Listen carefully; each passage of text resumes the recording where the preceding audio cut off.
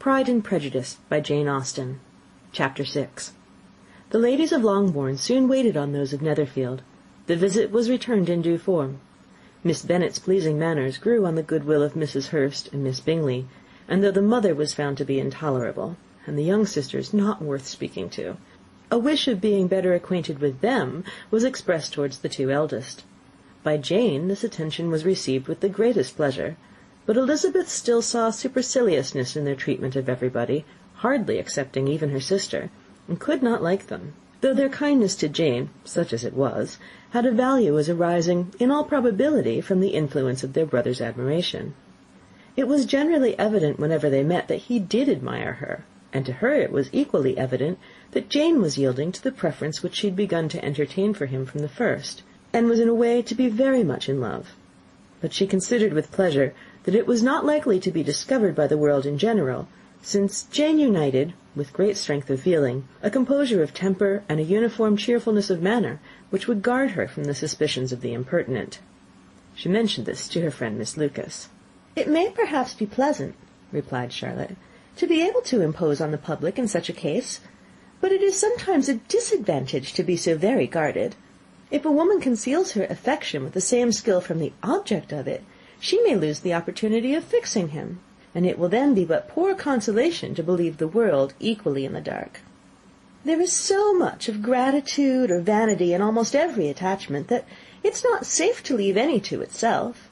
We can all begin freely, a slight preference is natural enough, but there are few of us who have heart enough to be really in love without encouragement. In 9 cases out of 10, a woman had better show more affection than she feels.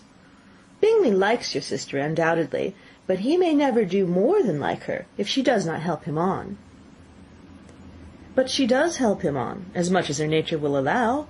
If I can perceive her regard for him, he must be a simpleton indeed not to discover it too."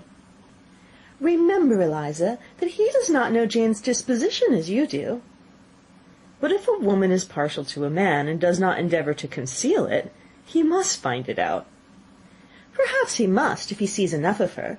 But though Bingley and Jane meet tolerably often, it is never for many hours together, and as they always see each other in large mixed parties, it's impossible that every moment should be employed in conversing together. Jane should therefore make the most of every half hour in which she can command his attention.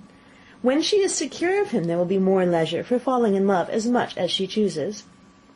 "Your plan is a good one," replied Elizabeth, "where nothing is in question but the desire of being well married, and if I were determined to get a rich husband, or any husband, I dare say I should adopt it. But these are not Jane's feelings. She is not acting by design. As yet she cannot even be certain of the degree of her own regard, nor of its reasonableness. She has known him only a fortnight. She danced 4 dances with him at Meryton. She saw him one morning at his own house, and has since dined with him in company 4 times. This is not quite enough to make her understand his character." "Not as you represent it. Had she merely dined with him, she might only have discovered whether he had a good appetite. But you must remember that 4 evenings have also been spent together, and 4 evenings may do a great deal."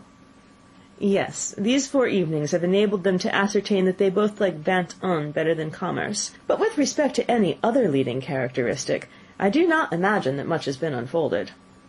"Well," said Charlotte, "I wish Jane success with all my heart, and if she were married to him tomorrow, I should think she had as good a chance of happiness as if she were to be studying his character for a 12-month. Happiness in marriage is entirely a matter of chance. If the dispositions of the parties are ever so well known to each other, or ever so similar beforehand, it does not advance their felicity in the least.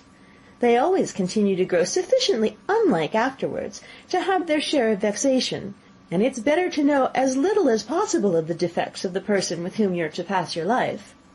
"You make me laugh, Charlotte, but it's not sound. You know it's not sound, and you would never act this way yourself."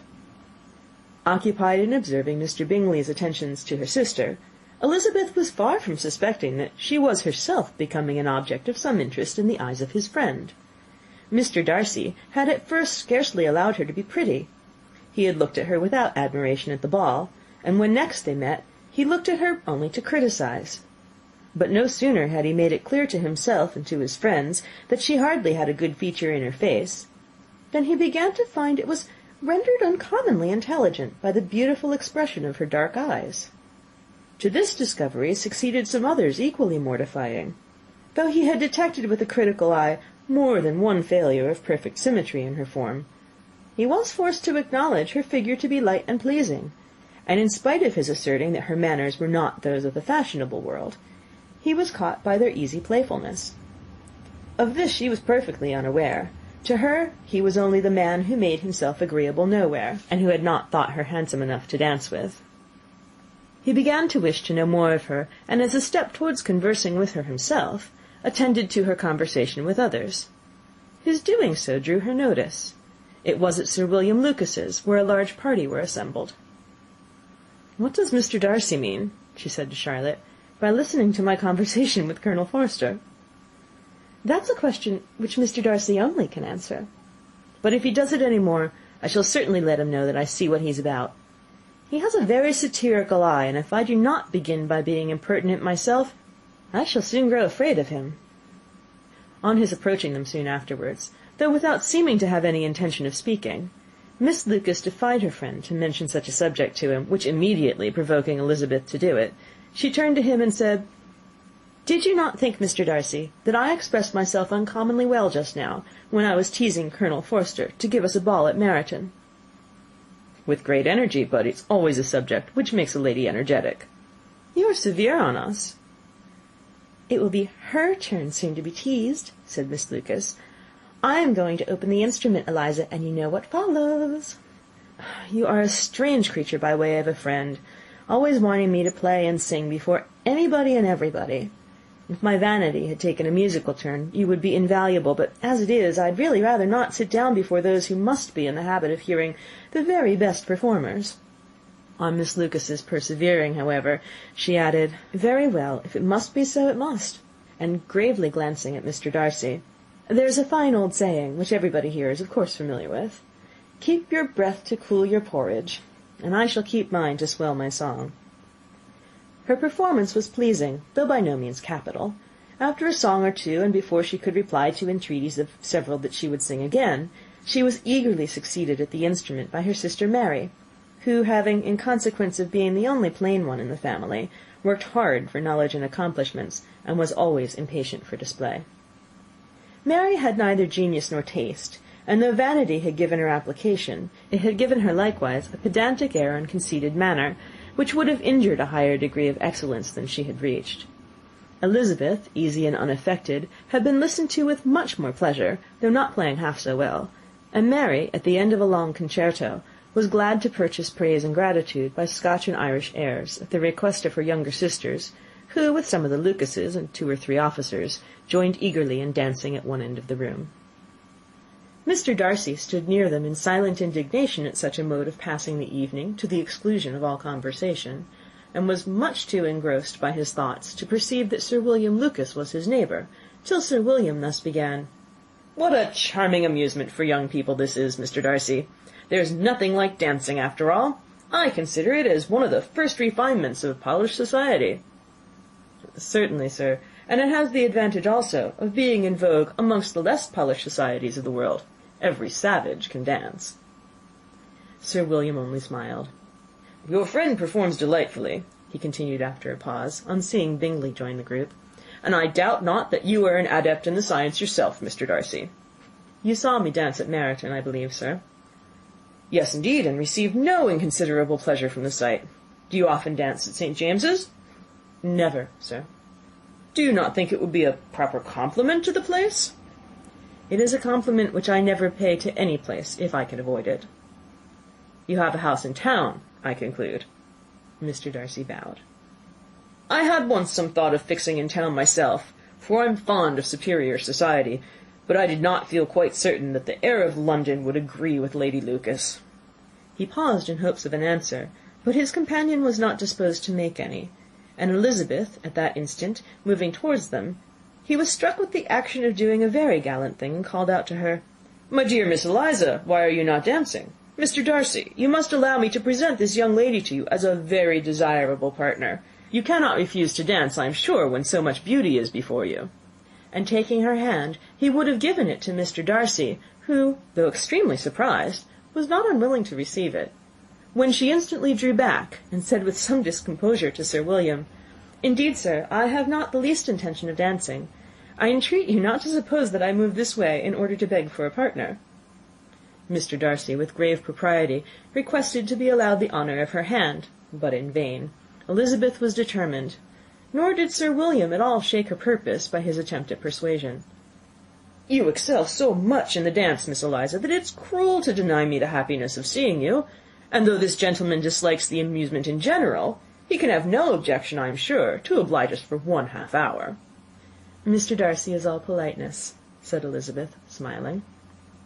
"He is indeed, but considering the inducement, my dear Eliza, can we not wonder at his complaisance? For who would object to such a partner?" Elizabeth looked archly and turned away. Her resistance had not injured her with the gentleman, and he was thinking of her with some complacency, when thus accosted by Miss Bingley. "I can guess the subject of your reverie." "I should imagine not." "You're considering how insupportable it would be to pass many evenings in this manner, in such society, and indeed I'm quite of your opinion. I was never more annoyed. The insipidity, and yet the noise, the nothingness, and yet the self-importance of all these people. Oh, I would give to hear your strictures on them." "Your conjecture is totally wrong, I assure you. My mind was more agreeably engaged. I have been meditating on the very great pleasure which a pair of fine eyes in the face of a pretty woman can bestow." Miss Bingley immediately fixed her eyes on his face, and desired he would tell her what lady had the credit of inspiring such reflections. Mr. Darcy replied with great intrepidity, "Miss Elizabeth Bennet." "Miss Elizabeth Bennet!" repeated Miss Bingley. "I am all astonishment. How long has she been such a favourite? And pray, when am I to wish you joy?" "That is exactly the question which I expected you to ask. A lady's imagination is very rapid. It jumps from admiration to love, from love to matrimony, in a moment. I knew you would be wishing me joy." "Nay, if you are serious about it, I shall consider the matter is absolutely settled. You'll be having a charming mother-in-law indeed, and of course she will always be at Pemberley with you." He listened to her with perfect indifference while she chose to entertain herself in this manner, and as his composure convinced her that all was safe, her wit flowed long. Chapter 6. Read by Kristen McQuillan, Tokyo, Japan, November 7th, 2005.